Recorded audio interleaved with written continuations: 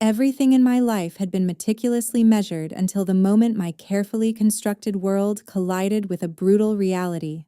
My name is Melanie. I am a 32-year-old senior risk analyst, and I have spent my entire career identifying hidden threats before they can cause total financial devastation. At the peak of our wedding banquet, while the prestigious guests in Charleston were cheering for our first dance, my sister approached us with a sinister smile and pressed a crumpled napkin into my palm. I felt the rough texture of the paper against my skin as she whispered into my ear, "Don't smile anymore, because your perfect groom spent his last night of freedom in my bed." As a woman trained to calculate losses, I felt the adrenaline surge through my veins but forced my expression to remain flawlessly serene. I looked at the man I had just sworn to love forever, noticing how the candlelight caught the guilt hidden deep within his deceptive eyes. The scribbled words on that napkin were an absolute confirmation that my own sister and my husband had spent months orchestrating a betrayal that went far beyond mere infidelity. Instead of screaming or making a scene in front of the 200 guests watching us, I simply tucked the paper into my corset and continued to dance with the grace of a woman who was already calculating the exact cost of their upcoming ruin. By the time the music faded and the final toasts were made, I had already begun drafting the legal strategy that would ensure they both left my life with nothing but the clothes on their backs. If you want to see how a professional risk analyst systematically dismantles a conspiracy of betrayal, please subscribe and stay tuned for the upcoming parts of this calculated revenge. I stood before the mirror in our honeymoon suite, unfastening the heavy diamond necklace while staring directly at Douglas, who was still maintaining his facade as a devoted husband. The reflection showed a man who looked perfectly content with his life, unaware that I was currently dissecting every lie he had ever told me. I claimed that the exhaustion from the wedding festivities was becoming unbearable, so I suggested we cancel our immediate flight for the honeymoon to rest at our home in Charleston. Douglas seemed slightly surprised by this sudden change of plans, but he quickly agreed, likely thinking that staying behind would give him more time to coordinate with Pamela. As soon as we returned to our residence, I watched him from the corner of my eye as he repeatedly checked his phone with a nervous intensity while believing I was already asleep. My training as a risk analyst allowed me to remain perfectly still, observing his every flinch and the way his fingers moved rapidly across the screen in the darkness. Once I was certain that he had finally drifted into a deep slumber, I quietly retrieved his personal laptop from his leather satchel to begin my investigation. Accessing his private accounts was relatively simple, given that he had used a password related to a date that I now realized held significance for him and Pamela. I navigated through his archived folders, eventually discovering a series of encrypted emails exchanged between Douglas and my sister regarding the strategic staging of our marriage. The correspondence revealed a calculated plan to secure a massive investment from my family's estate to cover his disastrous personal failures in the architectural market. The internal data indicated that Douglas was drowning in a sea of debt due to several high-risk investments that had completely collapsed months before he proposed to me. He desperately needed the financial guarantee that only my family name could provide, and Pamela was the one who had facilitated this entire deception from the beginning. It became increasingly clear that Pamela was not only engaging in an affair with my husband, but was also intentionally providing him with falsified information about our family's trust. She had manipulated the communication channels to ensure that Douglas would sign several fraudulent documents thinking he was securing his future when he was actually digging his own grave. My sister had exploited her position within the family to leak sensitive details about our upcoming inheritance, promising Douglas a significant share if he managed to keep me blinded by our marriage. The level of cold-blooded coordination between them was staggering as they discussed my life like a mere transaction meant to solve their crumbling financial problems. The first morning after our wedding began, not with a romantic breakfast, but with me sitting silently in my home office while Douglas was still resting upstairs. I connected an encrypted external drive to the computer and began the process of systematically backing up every single piece of financial evidence I had uncovered. I meticulously organized the emails, the debt records, and the fraudulent contracts into a secure folder that would serve as the foundation of my retaliation. Every click of the mouse felt like a deliberate strike against the two people who had mistaken my calm demeanor for weakness or ignorance. Once the data transfer was complete, I hid the drive in a location where Douglas would never think to look, ensuring that my leverage was safe and ready for the next phase of my operation. On the first Monday morning of my marriage, I left the villa much earlier than usual to have a private meeting with the lawyer of my family. My family lawyer, Arthur Finch, was already waiting for me in his wood-paneled office with a thick file containing the strict morality clauses of our ancestral prenuptial agreement. He looked at me with a professional gaze that conveyed a deep understanding of the gravity of the situation I was currently facing. Arthur spread the documents across the mahogany desk, pointing out the specific paragraphs that governed the distribution of assets in the event of marital misconduct. He explained that if I could provide definitive proof that Douglas had engaged in fraudulent behavior or infidelity, he would be forced to leave our union without a single cent. Melanie, if these pieces of evidence you have gathered are indeed authentic, Douglas will lose all rights at Charleston immediately, he stated firmly. I took a deep breath while looking at the legal language that would soon become my most powerful weapon against the man I once trusted. Please prepare the divorce papers as soon as possible, because I do not want to spend another second acting as the wife of that man. I replied without a hint of hesitation in my voice. We spent the next few hours meticulously reviewing the digital evidence I had saved on my encrypted drive during the previous night. Arthur was impressed by the clarity of the email trails between Douglas and Pamela, noting that their coordination for financial gain was undeniable. Once the legal groundwork was established, I began taking the first physical steps to protect my future from their collective greed. I authorized the immediate transfer of all my personal liquid assets into an irrevocable trust under the name of Mom. By moving my wealth into this specific legal structure, I ensured that Douglas would no longer have any claim to my capital, regardless of our marital status. Mom had always been the silent guardian of our family heritage, so she understood the necessity of this move without me having to explain the painful details of the betrayal. This financial shift was a crucial maneuver to isolate Douglas from the wealth he had worked so hard to manipulate through our wedding. Through my professional network in the valuation industry, I managed to gather additional intelligence regarding the deteriorating situation of my sister. I discovered that Pamela was currently being pursued by several aggressive creditors due to the total collapse of her recent business ventures. She was evidently waiting for a significant influx of cash from Douglas, believing that our marriage had successfully opened the vault to my family's fortune. Her desperation was a variable I could easily exploit to lead them both further into the trap I was carefully preparing. The fact that they were both financially suffocating made them predictable, and predictability was exactly what I needed to maintain total control over the upcoming events.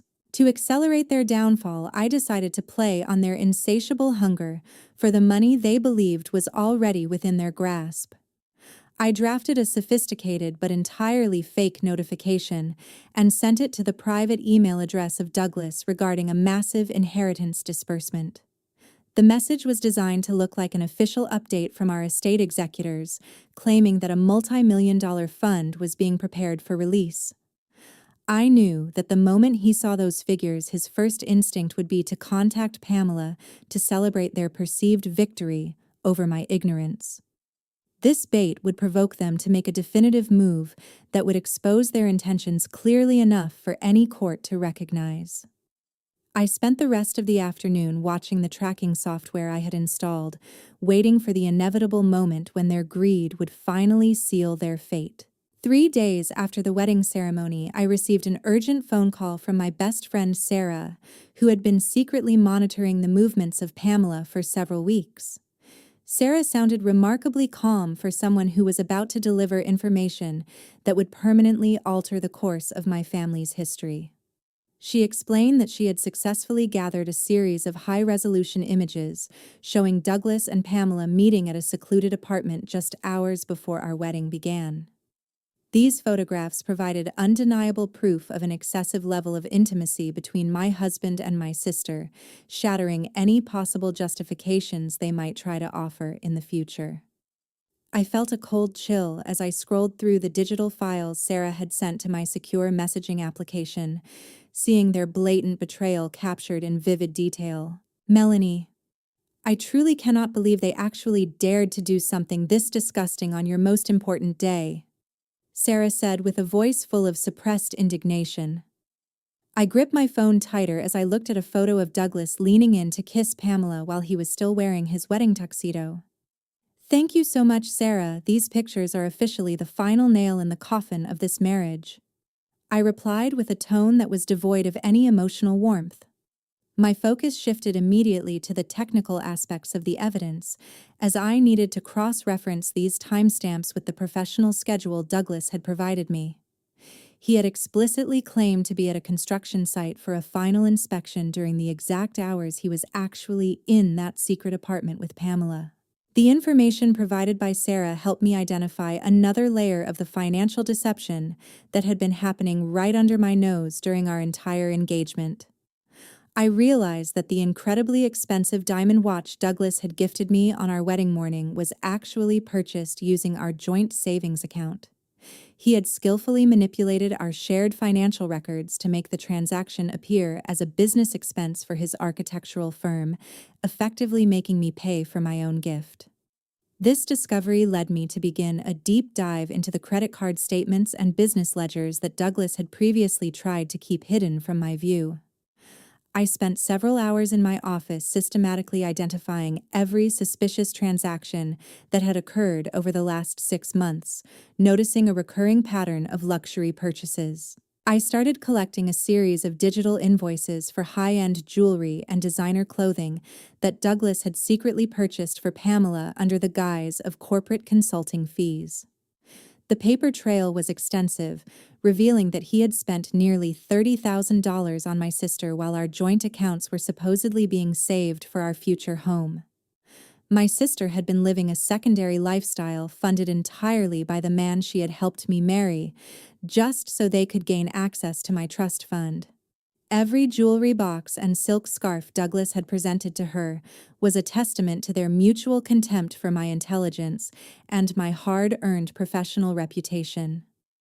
I meticulously organized these invoices into a new subfolder on my encrypted drive, labeling them as evidence of systemic financial fraud and marital embezzlement.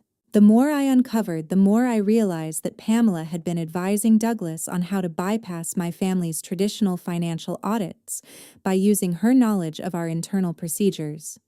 She had coached him on which accounts to target and which offshore entities to use to mask the movement of funds intended for her personal debts. Their collusion was a masterpiece of domestic sabotage, but their arrogance had prevented them from realizing that a senior risk analyst would eventually notice the inconsistencies.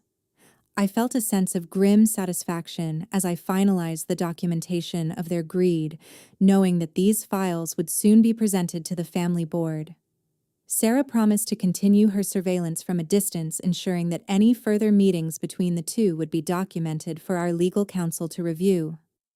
I ended the day by securing my office, feeling more confident than ever that I had enough leverage to dismantle their entire world without firing a single shot. On Thursday evening at the villa, I prepared a lavish dinner and invited Pamela over under the pretext of wanting to strengthen our sisterly bond after the wedding. I spent the afternoon coordinating with the catering staff to ensure every detail appeared perfect, masking the digital traps I had installed throughout the dining area. My intention was to create an atmosphere of celebration that would lower their guard and encourage them to speak freely about their hidden motives. As we sat around the mahogany table, I intentionally left a fake investment contract worth $2 million near my wine glass to attract their immediate attention. I watched their eyes dart toward the document several times during the first course, noting the spark of predatory hunger that ignited in both Douglas and Pamela. To further the illusion of my vulnerability, I began to pretend that the stress of the wedding had driven me to consume more wine than I could actually handle. I slurred my words slightly and leaned against the table, acting as though I were on the verge of passing out from exhaustion and intoxication. Douglas reached out to steady my hand, his voice dripping with a false concern that I now found deeply repulsive to my core. I eventually excused myself from the room, claiming that I needed to lie down for a few minutes to recover from the dizziness. I retreated to my private study where I could observe their every move through the high-definition surveillance cameras hidden inside the flower arrangement on the table. The moment the door closed behind me, the facade of familial affection vanished instantly from the faces of my husband and my sister. Pamela immediately reached for the fake contract, her fingers trembling with excitement as she scanned the forged figures I had meticulously drafted earlier that day. She leaned toward Douglas and began to whisper with a frantic intensity that was clearly captured by the sensitive microphones I had placed nearby. "Just sign here and we will finally have enough money to leave that stupid girl forever," Pamela urged while pointing at the signature line. Her voice was filled with a bitterness that revealed exactly how much she had resented my professional success and our family's inheritance. Douglas showed a momentary flicker of hesitation, his eyes scanning the hallway to ensure that I was not returning to interrupt their conversation. "I am worried that Melanie will soon realize there is something wrong with our bank accounts if we move this much capital so quickly," he countered with a shaky breath. His concern was not rooted in any lingering loyalty to me, but rather in a cowardly fear of being caught before their escape was fully secured. Pamela dismissed his worries with a sharp wave of her hand, reminding him of the mounting pressure from his personal creditors and the legal threats he was currently facing. She insisted that this was their final opportunity to secure a future in Europe where they could live lavishly without the shadow of my family's oversight. I sat in the darkness of my study watching the screen as Douglas eventually nodded in agreement and reached for the silver pen I had left on the table. He was so blinded by the prospect of $2 million that he failed to notice the inconsistencies in the legal language of the document. Pamela began to laugh quietly, a sound that chilled me to the bone as she started to confess the long history of her envy toward my life. She admitted that she had been planning to destroy my reputation and my marriage for years, viewing Douglas as the perfect tool to execute her plan of revenge. Every word they spoke was being recorded into a secure cloud server, creating an irrefutable record of their criminal conspiracy and emotional cruelty. I felt a grim sense of triumph as I realized that I now possessed everything I needed to finalize their total expulsion from Charleston.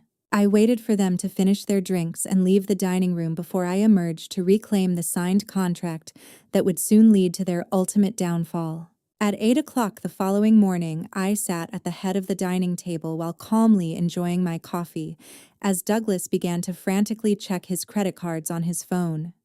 He was visibly agitated, pressing the screen with increasing force as each transaction was declined by the banking system in real time. I had spent the late hours of the previous night working with my financial advisors to freeze every joint account and corporate card under his name. This move was justified by the irrefutable evidence of his unauthorized misuse of our collective marital funds for personal luxuries and secret gifts. Douglas looked up at me with a face pale from shock, his hands trembling as he realized his access to my family's wealth had been completely severed. He immediately attempted to explain that the situation was merely a technical misunderstanding on the part of the bank, stumbling over his words as he tried to maintain his composure. I did not offer him a single word of comfort, instead, opting to slide the high-resolution photographs provided by Sarah across the table toward him. The images of him and Pamela in that secluded apartment silenced his excuses instantly, leaving him staring at the visual proof of his betrayal. When I finally confronted him with the details of his financial and emotional infidelity, his facade of the perfect husband crumbled into a pathetic display of desperation. Douglas fell to his knees on the marble floor, weeping while claiming that he had been manipulated and seduced by Pamela into committing these terrible acts. He begged for my forgiveness, promising to do anything to repair our marriage if I would only give him one more chance to prove his loyalty. I watched his performance with a cold sense of detachment, knowing that his tears were for the loss of the lifestyle I provided, rather than for the pain he had caused. The temporary eviction notice I had prepared with Arthur Finch was already sitting on the table waiting for this exact moment of total admission. I informed him that his presence in my home was no longer tolerated and that he had exactly 30 minutes to gather his personal belongings. Under the strict supervision of the private security force I had hired, Douglas was escorted toward the entrance of the villa like a common trespasser. Pamela appeared at the front door just as the guards were leading Douglas away, her expression shifting from confusion to a calculated rage when she saw the scene unfolding. She stepped toward me with her chin held high, seemingly unaware that her own secrets were no longer safe within the walls of our family estate. "Who do you think you are to dare throw him out of here? This place is my home as well," she shouted while pointing a finger at my face. I stood my ground, looking at my sister with a mixture of pity and finality that seemed to catch her off guard for a brief moment.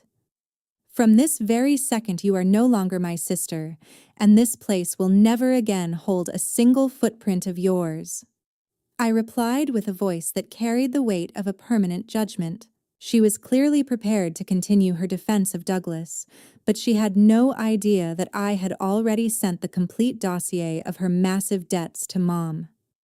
I had included every forged document and every secret transaction she had encouraged Douglas to facilitate against our family trust. The realization that our mother now knew the full extent of her greed and betrayal began to settle on her face as she looked at the printed evidence in my hand.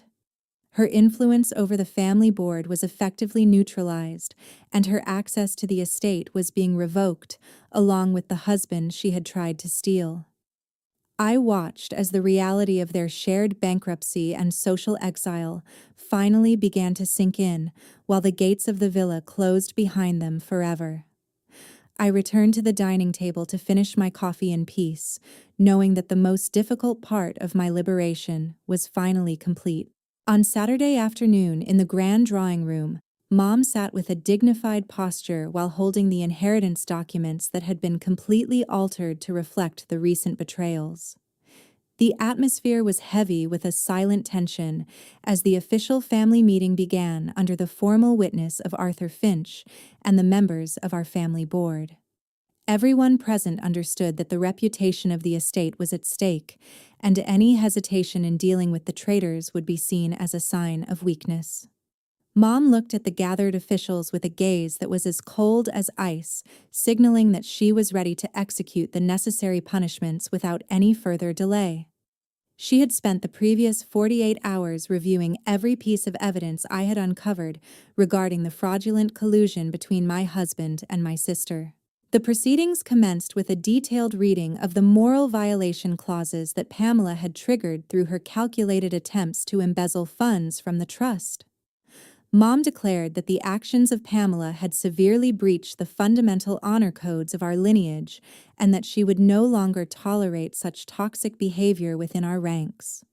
My sister tried to maintain a facade of innocence at first, but the weight of the financial records presented by the board made her defenses appear pathetic and hollow. She eventually resorted to desperate sobbing while begging for a second chance, her tears failing to move the heart of the woman who had raised her. Mom remained entirely unmoved by the emotional display, instead choosing to sign the final decree that removed Pamela from the inheritance list forever. "You cannot do this to me. I am your daughter, and I simply cannot survive without the continuous support from this family," Pamela cried out while reaching toward the documents. Her voice was shrill with the realization that her luxurious lifestyle was vanishing in a single stroke of a fountain pen. Mom looked directly into her eyes and spoke with a level of authority that left no room for further argument or negotiation. I have nurtured a snake in this house for far too long, and today is the day I have decided to finally cut off its tail. She replied with a voice that echoed through the silent room. This pronouncement was the final blow to my sister's pride, effectively stripping her of her status and her future within the elite circles of Charleston. The focus of the meeting then shifted toward Douglas, who was sitting in a corner, while being closely watched by the legal representatives of our family board. Arthur Finch stepped forward and placed a set of divorce papers on the table, demanding that Douglas sign them immediately without any conditions for asset division. He explained that if my husband refused to comply, he would face immediate criminal charges for systemic financial fraud and attempted embezzlement of family assets. The threat of a lengthy prison sentence was enough to break what little remained of the resolve Douglas had left after his expulsion from the villa. He realized that fighting against the combined legal power of my family would only lead to a more devastating and public destruction of his remaining reputation. He eventually picked up the pen with trembling fingers and signed his name on the documents that would legally end our marriage and return him to a state of absolute poverty. The board ensured that every clause was finalized, confirming that he would leave with nothing but the clothes he had worn when he was first escorted away. The final result was the complete and total expulsion of both villains from our high society life, and the protection that our family name had once provided them. I watched as they were led out of the drawing room for the last time, feeling a profound sense of relief that the shadows had finally been lifted from our household. Mom stood up and handed me the updated files, acknowledging that my vigilance had saved the estate from a disaster that could have taken years to recover from. We stood together in the quiet room, knowing that the integrity of our family had been preserved through a necessary and decisive act of judgment. 1 month after the noisy divorce proceedings finally concluded, I stood on the balcony of my villa looking down at the river while breathing in the fresh air of my newfound freedom. The legal battles had been exhausting for everyone involved, but the results were exactly what I had worked so hard to achieve through my careful planning. Douglas had recently been declared completely bankrupt and was currently forced to perform grueling manual labor to pay off the massive debts from his failed secret investments. I heard from a mutual acquaintance that he was struggling to adapt to a life without the luxury and financial security that my family name once provided him so generously. His fall from grace was a direct consequence of his greed, leaving him with nothing but the bitter memories of a life he had foolishly tried to steal. Pamela had also faced a similar fate of social exile, having moved to a distant state to escape the aggressive creditors who were constantly pursuing her for unpaid business loans. She no longer maintained any contact with the elite circles of Charleston, as her reputation had been permanently tarnished by the evidence of her betrayal against her own blood. I felt no lingering sadness about her absence from my life, because the toxic influence she brought into our household had finally been purged by our mother's decisive judgment. The villa felt remarkably peaceful now that the shadows of deceit and envy had been replaced by a sense of genuine security and familial integrity. I spent my mornings focusing on the future of our family estate, ensuring that the legacy of my father would be preserved for many generations to come.